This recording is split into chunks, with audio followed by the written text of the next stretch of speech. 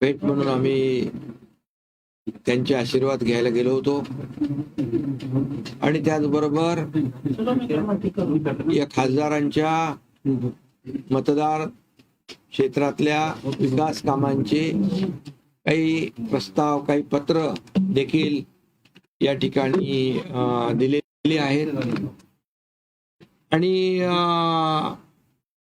त्यामध्ये अनेक प्रश्न असतील, सिंचनाचे असतील, मराठवाडा, कृष्णा मराठवाडा सिंचन प्रकल्प असेल, रेल्वेचे काही प्रश्न असतील, त्याचबरोबर रस्त्यांचे काही प्रश्न असतील आणि काही वेगवेगळ्या प्रकारचे प्रत्येकाच्या मतदारसंघातले विषय होते आणि सर्व विषय कृषी विभागाचे काही प्रस्ताव होते, पंतप्रधान आवास योजनेतले काही होते, नगर विकास विभागातले जिथे नगरपालिका महापालिका आहेत त्यांचे विषय होते, ग्रामविकासाचे देखील होते. त्याचबरोबर जे मनरेगा जीरामजी जे गावातल्या ज्या सुविधा असतात त्याबद्दल देखील मी अगदी तुम्हाला डिटेलमध्ये सांगत नाही, परंतु एकंदरीत प्रत्येकाच्या मतदारसंघातले विकासाचे विषय तिथे त्याची पत्रही आदरणीय गृहमंत्री अमित भाईंना दिली आणि त्याच्याबद्दल सविस्तर चर्चाही झाली आणि सकारात्मक चर्चा झाली. आणि अमित भाईंनी सांगितलं देखील की पार्लमेंट सेशनमध्ये संबंधित मंत्र्यांना बोलवून, आमच्या खासदारांना बोलवून, खासदार डॉक्टर श्रीकांत शिंदे आणि हे मिळून त्याचं कॉर्डिनेट करतील आणि त्यांच्या प्रश्नांना न्याय मिळेल अशी अतिशय साधक बाधक पॉझिटिव्ह चर्चा झाली आणि चांगली चर्चा झाली. कारण शेवटी जे खासदार सोबत आलेले आहेत त्यांच्या मतदारसंघामध्ये जनतेला न्याय देण्याचं काम त्यांना करायचं आहे आणि तसा शब्द मी देखील त्यांना दिला आणि अमित भाईंनी देखील अतिशय पॉझिटिव्ह या बाबतीमध्ये श्रीकांतजी यांच्याकडे आता समन्वयाची जबाबदारी असेल, यांच्यासाठी कामं दिली होती त्याच्याबद्दल काय सांगा? श्रीकांतजी हे की पॉइंट पर्सन असतील आता या सगळ्या खासदारांसोबत, जुन्या खासदारांचे तुमचे? अमित भाईंनीच स्वतः श्रीकांतला सांगितलं की बाबा तू हे जे काय कम्युनिकेशन आणि कोऑर्डिनेशन जे आहे या आपल्या शिवसेनेच्या 6 खासदारांच्या बरोबर, अगोदरच्या 7 खासदारांच्या बरोबर ठेवून म्हणजे सोपं आहे ना, ते काम सोपं काम होईल आणि त्यांचे प्रस्ताव मार्गी लागतील. केंद्रीय मंत्रिमंडळ विस्ताराबद्दल चर्चा झाली का काल अमित शहांबरोबर? कालच्या बैठकीमध्ये या खासदारांच्या सूचना, विकासाच्या प्रकल्पांच्या बाबतीमध्ये अतिशय साधक वादक चर्चा अति खेळीमेळीच्या वातावरणात झाली. केंद्रीय मंत्रिमंडळाच्या बाबतीमध्ये कुठलीही चर्चा कालच्या बैठकीत नव्हती. मुद्द्यावरती हे तुमच्या सगळे सोबत आले, त्यांचा शब्द तुमच्या शब्दावरती आले आणि कोणकोणती साधारण मुद्दे होते की जे पूर्ण होतील, भविष्यामध्ये पाहायला मिळतील, मतदारांना बदल घडेल? मी तुम्हाला सांगतो, मी म्हणून तर स्वतः आलो. स्वतः या ठिकाणी अमित भाईंना शुभेच्छाही सदिच्छाही भेट होती आणि विकास कामही होती. काही मतदारसंघात तर नगर विकास विभागाच्या, सामाजिक न्याय विभागाच्या माध्यमातून कामही सुरू झाले. म्हणजे कामही सुरू झाले, GR निघाले आणि इतर जे काही विभाग आहेत त्या माध्यमातून देखील कामं होतील आणि पाठपुरावा जो आहे याचा खासदार डॉक्टर श्रीकांत शिंदे करतील आणि दिल्लीच्या पातळीवर पाठपुरावा करणं सोपं होईल. महाराष्ट्राच्या पातळीवर मी आहेच. सगळ्या खासदारांच्या बैठकीनंतर पास होतील म्हणून हे विधेयक दोन्ही सगळ्या खासदारांच्या बैठकीनंतर दोघांची स्वतंत्र बैठक झाली, त्या बैठकीत काय चर्चा झाली? मी आधीच सांगितलं की मंत्रिमंडळ विस्तार काही चर्चा काल नव्हती, पॉलिटिकल चर्चा काही नव्हती आणि ही चर्चा फक्त विकासाच्या मुद्द्यांवर होती. अधिवेशनात दोन महत्वाच्या बिल्स येणार आहेत, अमेंडमेंटच्या घटना दुरुस्ती वगैरे, आणि त्यात राष्ट्रवादी काँग्रेस अजित पवार शरद पवार जे आहेत ते सपोर्ट करण्याचं चर्चा होतीये. मुळात हे पास होतील का बिल? तुम्हाला वाटतंय का तुम्हाला सपोर्ट मिळेल? बिलकुल पास होतील, कारण महिला आरक्षण बिल, डिलिमिटेशनचं बिल हे आवश्यक आहे. कारण आपण पाहिलं की आता मतदारसंघ 20-25 लाखाचे लोकसभेचे मतदारसंघ आहेत आणि एवढे मोठ्या मतदारसंघामध्ये विकास कामं पोहोचवणं देखील अतिशय कठीण काम आहे आणि म्हणून डिलिमिटेशनमुळे त्या भागातल्या जनतेला न्याय मिळू शकतो. आणि त्याचबरोबर महिला आरक्षण जे आहे, महिला आरक्षण देशाचे प्रधानमंत्री नरेंद्र मोदीजींनी आणलं. इतके वर्ष फक्त चर्चा होती, परंतु आरक्षण विधेयक आणण्याची हिंमत मोदी साहेबांनी केली.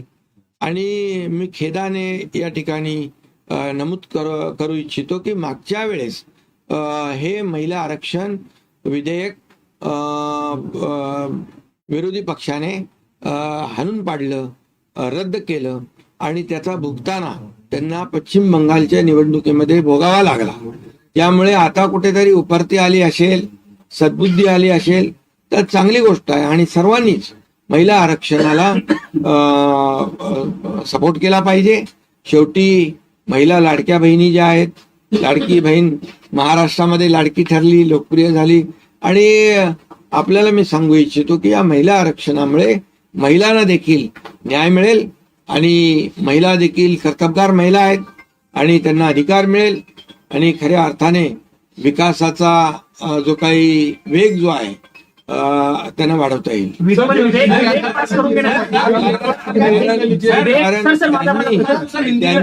त्यांनी खऱ्या अर्थाने पहिली गोष्ट, मागच्या वेळेस ज्यांनी महिला आरक्षणाला विरोध केला ते अतिशय चुकीच्या पद्धतीने चूक केलेली आहे. त्याचा त्यावेळेस खूप निषेध झाला, मी निषेध केला आणि त्याचं भुगतान देखील मी मगाशी म्हणालो की ज्यांनी विरोध केला त्यांना भोगावं लागेल. तुमच्या दौऱ्यावरती टीका होताना बघायला मिळते. संजय राऊतांनी आरोप केला की तुम्ही चोरीचा माल घेऊन दिलेला जाता आणि मुलामाल लावण्यासाठी तुम्ही अमित शहाकडे येता. आता मी त्यांच्यावर काय बोलणार, कारण त्यांच्यावर आमचे प्रवक्ते बोलत असतात. ते कुणाची नोकरी करतात, कुणाची चाकरी करतात, कुणाकडून पगार घेतात, हे आता मला वाटतं मला बोलणं ते योग्य वाटत नाही. पण मी आपल्याला एवढंच सांगतो की यामध्ये की चोरी कोणी केली, बाळासाहेबांच्या विचारांची गद्दारी कोणी केली, हिंदुत्वाशी बेईमानी कोणी केली आणि त्याचबरोबर महाराष्ट्रातल्या जनतेशी जी खऱ्या अर्थाने त्यांचा विश्वासघात कोणी केला हे महाराष्ट्रातल्या जनतेने पाहिलेलं आहे आणि त्यांना धडाही शिकवलेला आहे. त्यांची जागा त्यांना दाखवलेली आहे आणि म्हणून लोक, खरं म्हणजे लोक, आम्ही बघा त्यांच्यासारखी भाषा करणार नाही. ते तुडवायची भाषा करतात, आम्ही वाढवायची भाषा करतो. ते अतिशय खालच्या पातळीवर जाऊन 4 वर्ष आम्हाला शिव्या देत आहेत, 4 वर्ष आम्हाला शिव्याशाप देत आहेत. परंतु हे शिव्याशाप देणारे लोक आता दररोज त्यांचा खड्डा खोल होत चाललेला आहे आणि महाराष्ट्रातली जनता आमच्या बाजूने उभी राहते आहे. आणि मला वाटतं ते कुणाचं काम करतायत हा आत्मसंशोधनाचा विषय आहे, पण जे ते करतायत ते चांगलं करतायत. सर, आपके इनकी टेक्निकल स्थिति क्या होगी जो 6 सांसद आपके पास आए हैं? क्योंकि आपको मैं बताता हूँ, ये 6 सांसद जो है 2/3 मेजोरिटी से हमारे साथ आए हुए हैं. पूरी कानूनी कार्रवाई सभी जो कानून के तज्ञ हैं, जो एक्सपर्ट्स हैं, उनसे बातचीत करने के बाद हमने लोकसभा के स्पीकर उनके पास ये 6 लोग गए.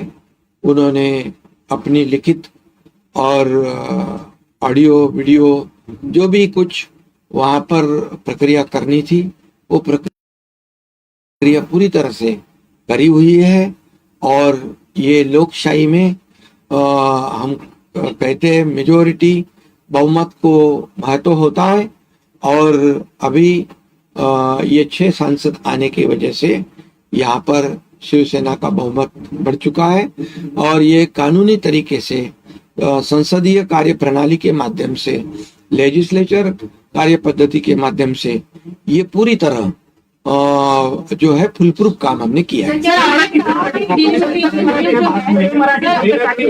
शरद पवार के एमपी भी आपके साथ आ सकते हैं, एनसीपी शरद पवार के एमपी भी आ सकते हैं, ऐसा बोला जा रहा है। सेशन से पहले उन्हें डिसीजन लेना था। हाँ बिल्कुल लेंगे स्पीकर साहब, बिल्कुल लेंगे, इसमें कोई दो राय नहीं है, क्योंकि हमने जो कानूनी कार्रवाई की है वो पूरी तरह कॉन्स्टिट्यूशन के रूल्स के मुताबिक की हुई है। सर आपने कहा डिलिमिटेशन बिल जो है वो आप श्योर है कि डिलिमिटेशन बिल जो है वो पास होगा। सुप्रिया सुले ने भी प्रेस कॉन्फ्रेंस की और उनका ये कहना है कि यदि हम बिल देखते हैं, हम पढ़ते हैं बिल और उसके बाद हम देखेंगे, हम उसे समर्थन देंगे, तो आपको लग रहा है कि सुप्रिया सुले की जो पार्टी है वो इस बिल को समर्थन देगी? देखिए समर्थन देंगी तो अच्छी बात है, उनका स्वागत है, लेकिन मुझे लगता है कि बहुत वो संभ्रम में है। उनको उनकी इंडिया अलायंस जो पूरी तरह गड़बड़ा गई है। इंडिया अलायंस में कोई कुछ बोलता है, कोई कुछ बोलता है, कोई क्या बोलता है। परसों बोला हुआ आज फिर उनको प्रेस कॉन्फ्रेंस लेनी पड़ती है। पिछले समय तो ये 50% वाला मामला था ही।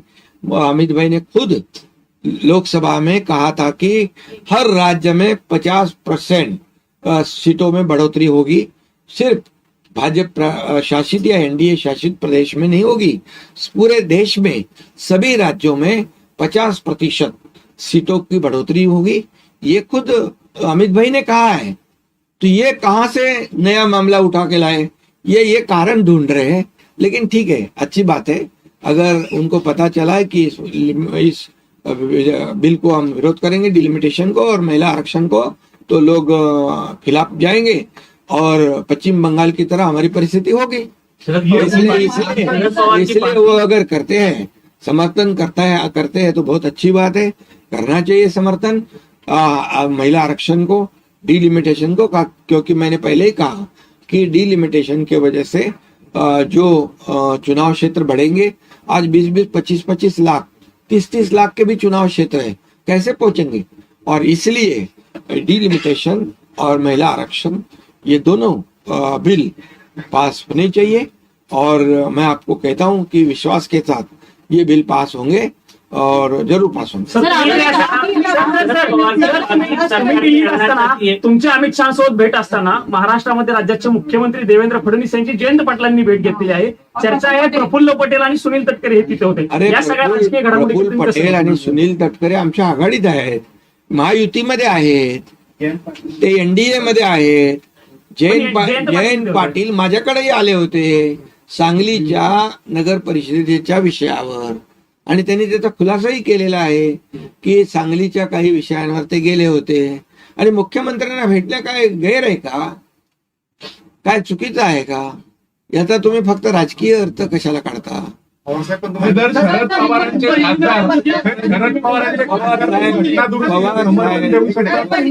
पवार साहेब पण आले होते ज्या दिवशी महाराष्ट्र कर्नाटक सीमावर्ती भागातल्या लोकांची बैठक होती, त्यावेळेस मुख्यमंत्री होते, मी होतो आणि शरद पवार साहेब पण त्या बैठकीला होते। त्यानंतर ते जाताना त्यांना काही त्यांच्या आमदारांशी चर्चा करायची होती, त्यामुळे माझ्या दालनात आले होते। मला कळलं, माझी कॅबिनेट होती, मग मी त्यांना मला कळल्यानंतर पवार साहेब खाली बसलेले आहेत, तर मी येऊन, आमची संस्कृती आहे हो महाराष्ट्राची, शरद पवार साहेब ज्येष्ठ नेते आहेत, ते आले, त्यांना मी स्वागत केलं, ही आमची संस्कृती आहे। आता ज्यांच्याकडे बघा, ज्यांना एकच सांगतो, कशी काय म्हणजे काय होऊ शकत नाही? अरे ती काय दालनं काय आमच्या मालकीची आहेत का? ती ऐका, ते दालनात कोणी नव्हतं, कारण मी कॅबिनेटला होतो। आणि मी एकच सांगतो, ही संस्कृती आहे, परंपरा आहे, आम्ही संस्कृती जपतो। पण काही लोकांना विकृती झालेली आहे, प्रत्येक गोष्टीमध्ये विकृत भाष्य करायचं। अरे ज्या शरद पवारांचं तुम्ही खाता, त्या शरद पवारांचे गुणगान गाता, त्यांच्या विरोधातच भूमिका घेता. हे कुठले काय इंडिया अलायन्स, ही कुठली महाविकास आघाडी? हे फार गोंधळलेले आहेत, एकदम बिथरलेले आहेत. त्यांना काय बोलतात तेही कळत नाही. त्यांच्या पायाखालची पूर्ण वाळू सरकलेली आहे आणि त्यांचा पराभव जो आहे तो दररोज होतोय. सर वो अप्रोच करेंगे तो आप उन्हें देंगे, शरद पवारांच्या पक्षाचं शरद पवारांच्या पक्षाचं एनडीए मध्ये स्वागत करा.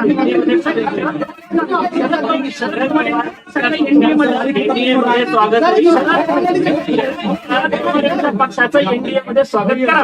हे बघा, तुम्ही एनडीए चा निर्णय घेणारे देशाचे प्रधानमंत्री नरेंद्र मोदीजी आणि गृहमंत्री अमित भाई.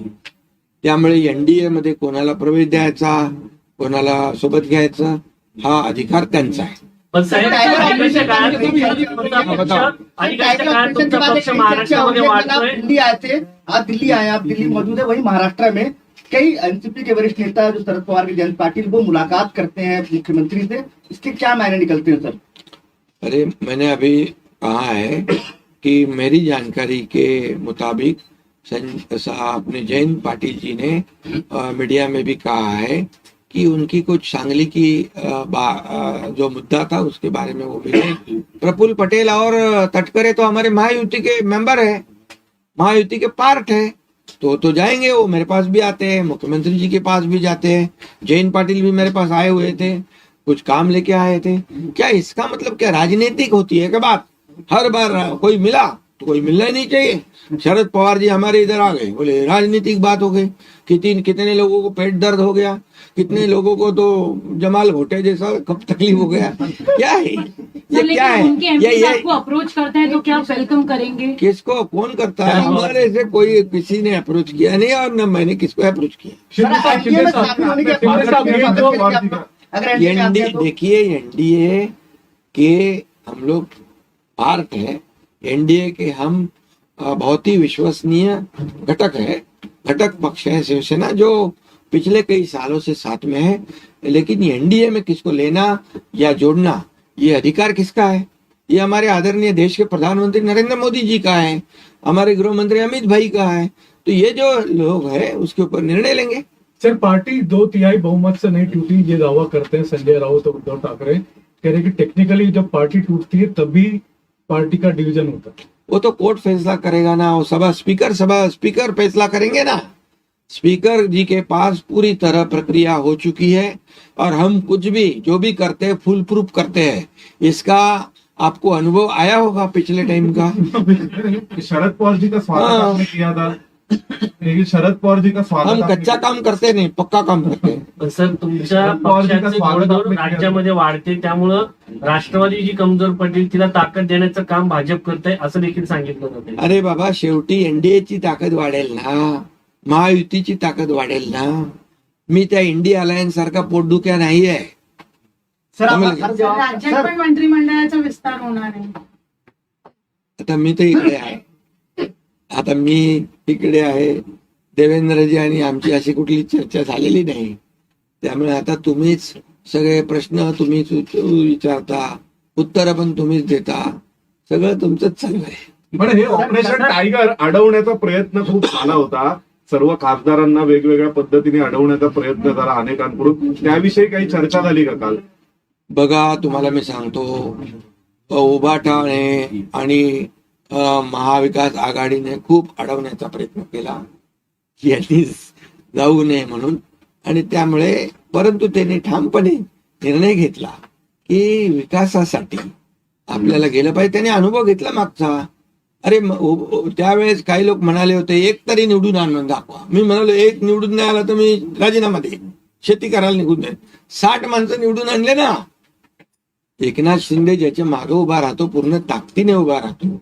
मी आपल्याला म्हणतो की एनडीए मध्ये पण मोदीजी असतील, अमित भाई असतील, इतर नेते असतील, ज्याच्या मागे उभं राहतात ते पूर्ण ताकद, काय म्हणतो त्याला हिंदीमध्ये, चट्टान की तरह. आणि त्यामुळे तसाच एकनाथ शिंदे पण ज्याच्या मागे उभा राहतो तो ताकदीने उभा राहतो. तुम लढो हम कपडा संभालते हैं, असं एकनाथ शिंदे करत नाही. सर पंढरपूरची वारी सुरू आहे. पंढरपूरची वारी सुरू असताना अनेकांकडनं पांडुरंगाकडे साकडं घातलं जातं आणि त्यातले तुमच्या पक्षाचे नेते जास्त पुढे आग्रही असल्याचं बघायला मिळतंय.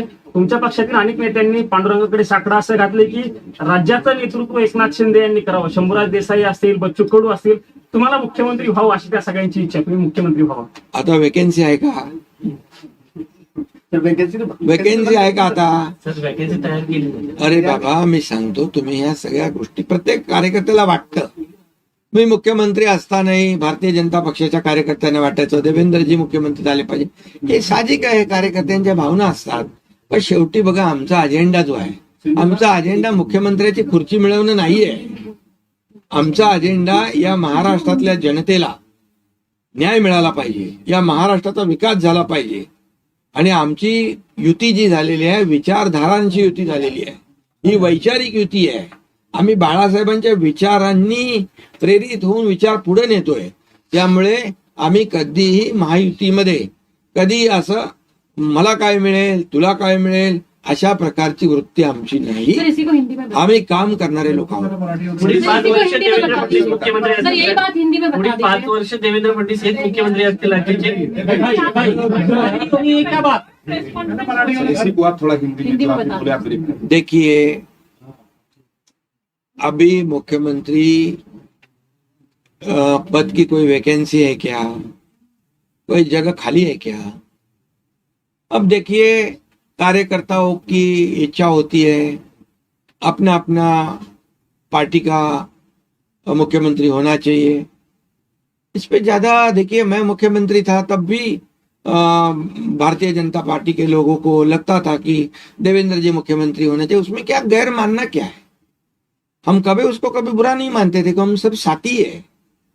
आज भी देवेंद्र जी मैं जब मुख्यमंत्री था 2.5 साल, देवेंद्र जी उप मुख्यमंत्री थे. हम टीम बनकर काम किए. आज वो मुख्यमंत्री है, मैं उप मुख्यमंत्री हूँ. हम हर टीम बनकर काम कर रहे हैं. आज बड़े बड़े प्रोजेक्ट को हम अंजाम दे रहे हैं. और दूसरी बात है, हमारा एजेंडा कुर्सी का नहीं है. हम एक विचारधारा से जुड़े हुए हैं. और जिनकी एजेंडा कुर्सी का है, उनकी क्या हालत हो गई देख लो.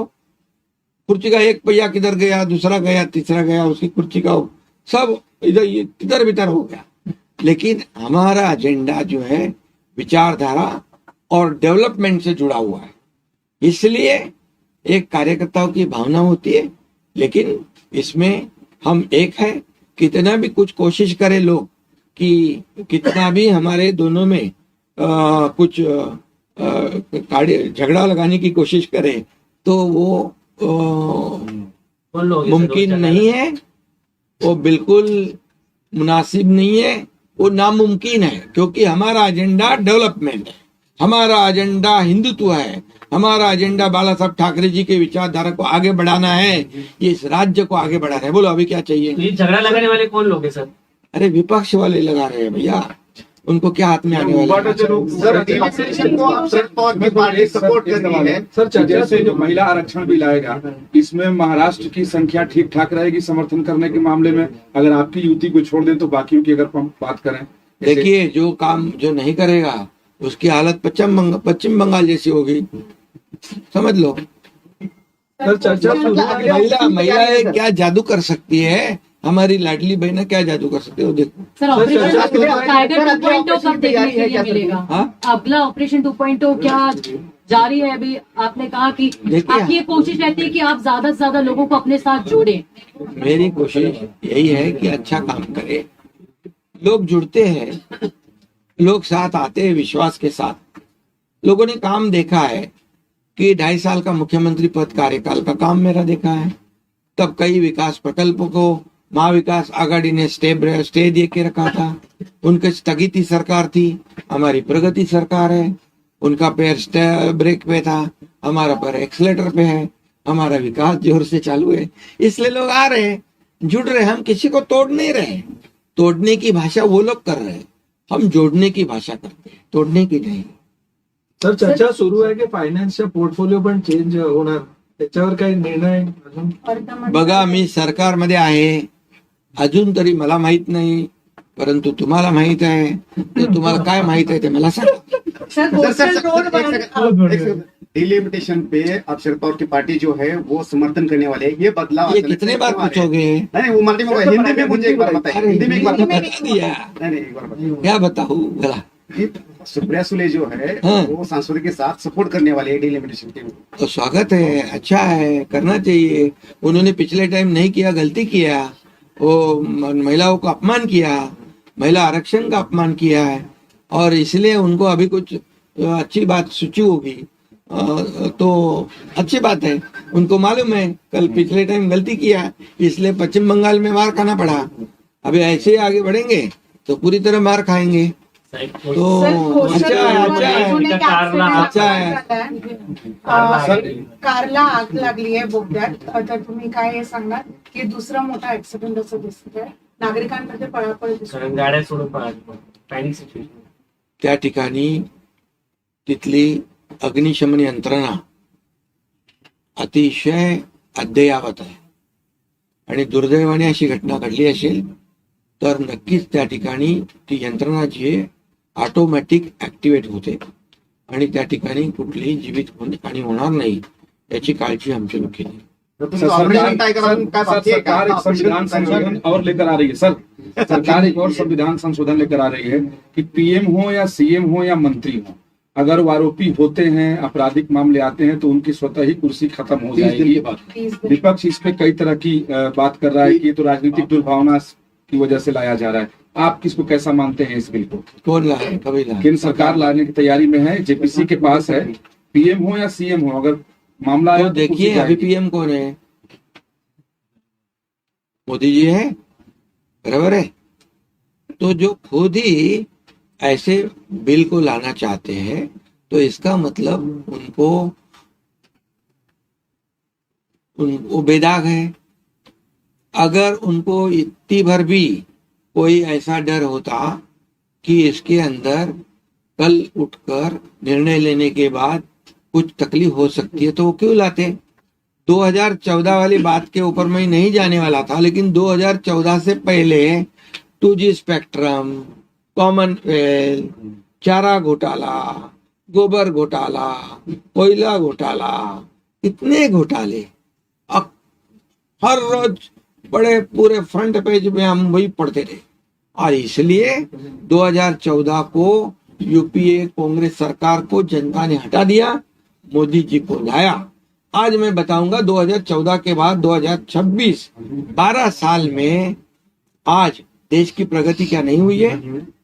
गरीबी हटाओ, गरीबी हटाओ, कांग्रेस कहती थी गरीबी हटी, क्या गरीब हट गया? गरीबी नहीं हटी, लेकिन मोदी जी के काल में 32 करोड़ लोगों को गरीबी से ऊपर उठाया। 80 करोड़ लोगों को मुफ्त में अनाज देने का काम मोदी सरकार कर रही है।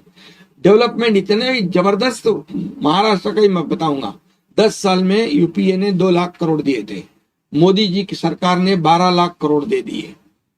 ये है विकास, ये है डेवलपमेंट, और इसलिए स्वच्छ सरकार और करप्शन फ्री सरकार होना चाहिए। इसके लिए ये बिल आ सकता है तो उसका स्वागत करना चाहिए।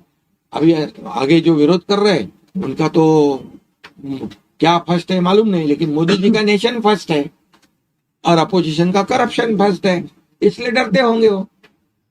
शिंदे जी, राम मंदिर को लेकर जो उद्धव शिवसेना है वो अभियान भी चला रही है कि जो हुआ है वहां पर चढ़ावा चोरी में वो गलत हुआ है। आप लोग किस तरीके से देखते हैं इसमें?